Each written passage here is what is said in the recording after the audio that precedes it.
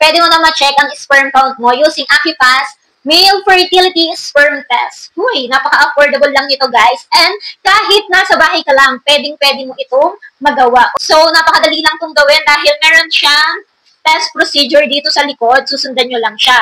Ito lang po yung kakailanganin nyo, yung cup. Dito nyo nga po ilalagay yung sperm na makukolect nyo nga po. And kapag nakolect nyo na nga po yung sperm nyo, i-stir nyo lang po 5 to 10 times.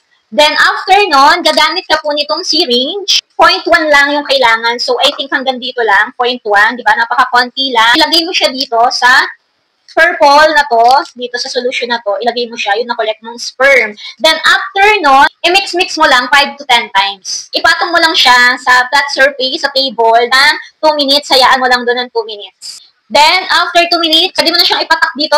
2 drops lang yung kailangan na pagpatak. Para itong pregnancy test, hindi ko pa binubuksan kasi hindi pa naman namin gagamitin. Huy! Ayun, 5 to 10 minutes, makikita mo na yung result. Then, dito rin nakalagay kung paano mo siya malalaman. So, kapag normal, kapag nataas yung sperm mo, dapat meron lahat yan, 3 lanes na yan. So, kapag negative nga, so ganito yung mga lanes po niya.